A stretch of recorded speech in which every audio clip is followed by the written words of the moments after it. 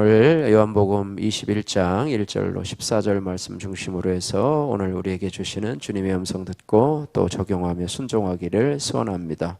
오늘 본문의 말씀은 이제 예수님께서 부활하신 예수님께서 이제 디베랴 바다에서 호수라고도 하죠. 거기서 이제 고기 잡고 있는 제자들에게 나타나셔서 부활의 주님을 증거하고 또 나타내고 함께 교제하는 그런 장면입니다. 먼저 1절에서 4절 말씀 보면은요, 이 제자들이 디베랴 호수에서 물고기를 잡고 있는 그런 모습이 등장하고 부활하신 예수님께서도 그곳에 가는 그런 모습을 보게 됩니다. 3절 말씀 보시면 시몬 베드로가 이렇게 말하죠. 나는 물고기 잡으러 가노라 하니 그들이 우리도 함께 가겠다 하고 나가서 배에 올랐으나 그날 밤에 아무것도 잡지 못하였더니 이렇게 말하고 있습니다. 제자들은요, 이 십자가에 못 박힌 예수님을 이제는 또 떠나고 또 부활하신 예수님도 만나지 못하고, 그죠? 막달라 마리아는 끝까지 무덤에 남아서 부활하신 예수님을 보았는데 이들은 빈 무덤을 보고도 누가 훔쳐갔나 보다 생각하고 뒤로 돌아가던 그런 자기의 고향으로 돌아가서 사명을 잊은 채 구체적으로 이제 무엇을 할지를 몰라서 다시 어부 생활로 돌아가는 그런 모습을 보게 되지요. 그런데 예수님을 처음 만났을 때처럼 그날 밤에 아무것도 잡지 못했다, 베드로의 고백입니다. 그래서 우리가 사명을 잊어버린 인생, 이것은 특별히 하나님 없이 사는 인생은 헛된 인생뿐이다, 이렇게 말해요. 그래서 예수 그리스도를 만난 인생, 참 하나님 앞에 의미 있는 인생이고, 아무리 인생에서 많은 많은 보람을 얻었다 하더라도 하나님이 없는 인생은 헛된 인생이라는 것을 우리가 기억해야 할 것입니다. 그래서 밤새 한 수고가 헛수고일 뿐이라 말씀하고 있어요. 이 땅을 떠날 때 하나님 없이 살아가는 인생은 그저 빈손으로 왔다가 빈손으로 가는 인생이 되겠지요. 그러나 하나님을 갖고 있는 인생은 이 땅뿐만 아니라 영원에 잇대어서 살 수 있는 영생을 소유한 인생으로 또 이 땅을 살아가면서도 우리의 수고와 또 우리가 하나님 앞에 드린 헌신이 하늘 창고에 쌓이고, 또 우리가 이 땅을 예수 그리스도를 영접하며 살아가는 이 땅의 삶이 이제는 천국에 잇대어 살아가는 삶이 될 것이라 말씀하고 있습니다. 그런데 주님께서는 그 헛된 인생 속에서도 헛된 사명을 잊은 채 원래 직업으로 돌아가고자 하는 이 제자들에게 나타나셔서 사명을 주시고자 찾아오십니다. 4절 말씀 같이 한번 읽겠습니다. 날이 새어 갈 때에 예수께서 바닷가에 서셨으나 제자들이 예수이신 줄을 알지 못하는지라. 부활하신 예수님이 차마 거기에 계시겠는가?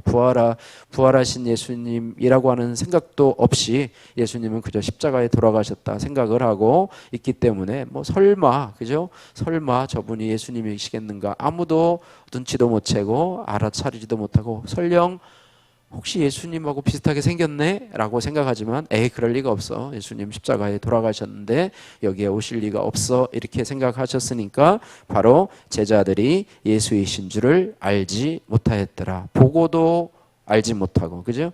봤음에도 알아차리지 못하는 이런 형편으로 보게 된다고 하는 것입니다.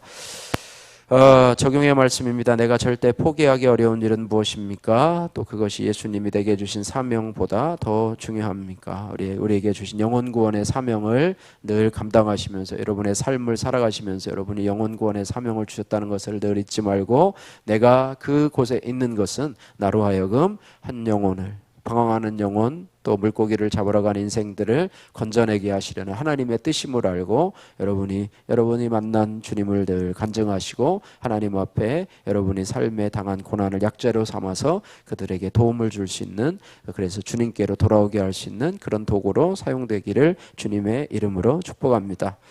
자, 그 다음에 5절에서 11절 말씀인데요. 이제 밤새 그물을 던졌는데 아무것도 잡지 못하는 이 제자들에게 예수님이 드디어 나타나셔서 그들에게 많은 물고기를 잡게 하십니다. 5절에서 6절 말씀 한번 같이 읽겠습니다. 예수께서 이르시되 얘들아 너희에게 고기가 있느냐 대답하되 없나이다. 이르시되 그물을 배 오른편에 던지라 그리하면 잡으리라 하시니 이에 던졌더니 물고기가 많아 그물을 들을 수 없더라. 예수님께서 그물을 배 오른편에 던지라. 이 제자들이 이 말씀에 순종을 하자 그물이 들을 수 없을 정도로 많은 고기가 잡힌다. 이렇게 말씀하고 있습니다.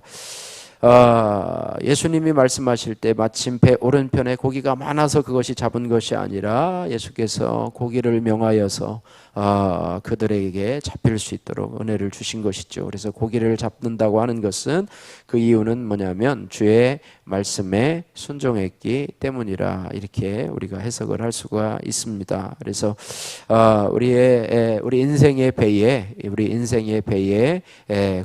고기가 가득 차고 할 수 있는 이유는 뭐냐? 우리가 매일 주시는 주님의 말씀을 읽고 듣고 순종할 때 일어나는 삶의 기적이라고 볼 수가 있습니다. 그래서 우리의 열심을 내려놓고 또 내 소원을 내려놓고 말씀에 의지해서 그래서 여러분 큐티 말씀 여러분 새벽에 와서 들으시고 또 뭐 유튜브 또 말씀으로 나중에 들으시건데요.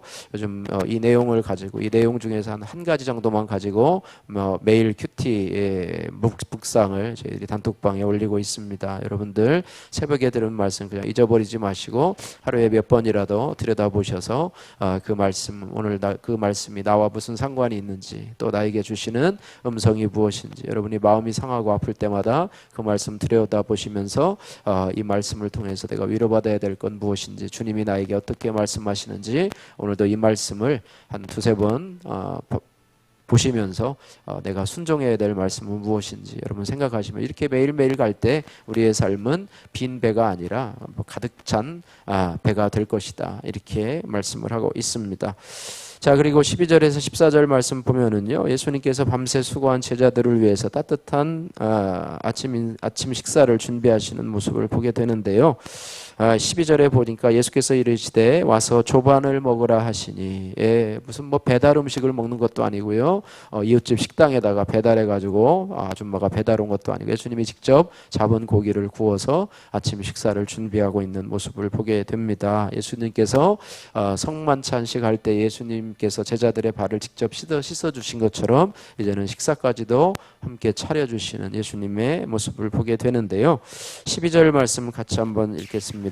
예수께서 이르시되 와서 조반을 먹으라 하시니 제자들이 주님이신 줄 아는 고로 당신이 누구냐 감히 묻는 자가 없더라. 이제는 제자들이 이제는 부활하신 주님이신 줄을 알아보고 있는데 이제 서로 눈치만 보고 이제는 좀 계면적인 모습으로 예수님을 쳐다보고 있는 것이죠. 그래서 떡도 13절에 떡도 가져다가 주시고 생선도 구운 생선도 그와 같이 하시더라라고 말씀하시면서 14절에 이것은 예수께서 죽은 자 가운데 살아나신 후에 세 번째로 제자들에게 나타나신 것이더라 이렇게 말씀을 하고 있습니다.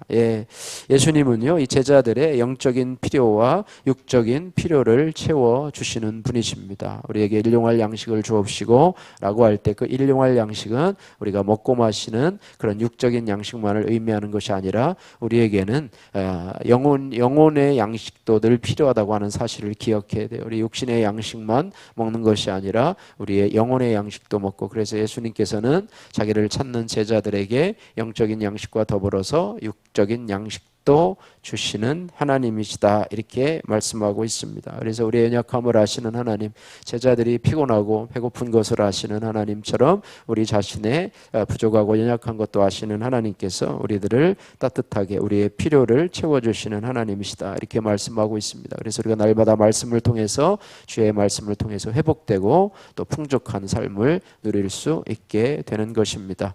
이혼하면 안 돼요 라고 하는 김매연님의 큐티인 간증입니다. 사역자와 결혼한 저는 결혼 후 크고 작은 일로 남편과 자주 싸웠습니다. 가부장적인 가정에서 자란 남편은 저에게 순종을 원했고 아버지의 세심한 배려와 보살핌 속에 자란 저는 다정함을 원했습니다. 저희 부부는 계속되는 싸움에 지쳐갔고 이 상황을 혹시 누군가 알게 될까봐 무서웠습니다. 그래서 저는 사람들의 눈을 피해 밤에 아이들을 재우고 교회 기도실에 가서 기도할 뿐이었습니다. 하지만 갈수록 사소한 다툼이 자존심 싸움으로 번져 저와 남편은 오랜 시간 서로 대화조차 하지 않았습니다. 그러던 어느 날 저는 더 이상 이렇게 살고 싶지 않았습니다. 그래서 하나님께서 이혼해도 좋다는 허락을 받고 싶었지만 하나님은 그분의 뜻을 확인시켜 주듯이 이혼을 강하게 막으셨습니다. 이후 사역을 내려놓은 저는 또다시 저의 본성을 따라 남편을 무시하게 되었습니다. 그러나 하나님은 저를 포기하지 않으시고 말씀 묵상과 가정 중수를 핵심 가치로 둔 공동체로 인도해 주셨습니다. 그리고 예배와 소그룹 모임을 통해 구속사의 말씀을 들려주시며 죄에 버린 남편에게 복종의 언어를 쓰게 하셨습니다. 또한 잦은 부부 싸움으로 아이들에게 불안한 환경을 제공한 문제의 부모임을 깨닫고 회개하게 하셨습니다. 이후 자녀들은 하나님을 만나 모든 믿는 사람과 결혼을 했습니다. 이후 영적 후사인 손주가 태어나기까지 어려움이 있었지만 온 가족이 함께 큐티 말씀을 나누며 고난의 시기를 잘 통과할 수 있었습니다. 짝퉁 사모이자 문제 엄마인 저를 건강한 공동체로 인도하셔서 가정을 회복시켜 주신 하나님 감사합니다. 이제는 제게 맡기신 교회 소그룹 리더의 자리에서 죽은 자 가운데서 살아나신 예수님을 전하는 사명을 잘 감당하기를 원합니다. 적용하기 이혼을 생각하는 지체에게 저의 간증을 전하고 결혼을 지켜야 하는 11가지 이유라는 책을 선물하겠습니다. 직장과 같은 건물에 있는 교회에 찾아가 띵크 목회 세미나를 소개하겠습니다. 바라기는 저와 여러분들이 부활의 주님을 날마다 체험하시면서 또 말씀을 묵상하며 순종하심으로써 주님 앞에서 우리에게 잃어버린 영혼 구원의 사명을 회복하시고 날마다 우리를 채워주시는 영적 육적인 그런 은혜를 경험하시는 저와 여러분들 되시기를 주님의 이름으로 축복합니다.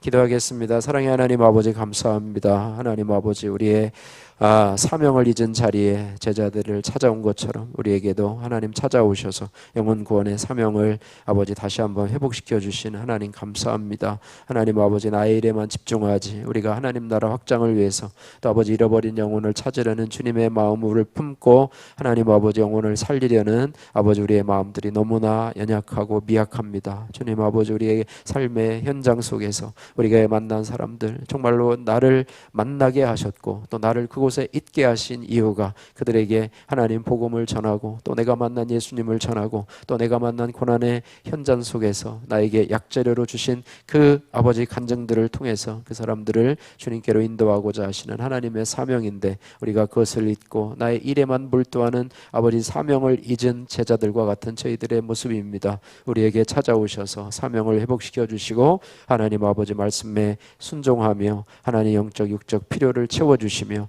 우리를 영혼 구원의 사명자로 세워주시기를 간절히 기도하며 예수님 거룩하신 이름으로 기도드립니다. 아멘.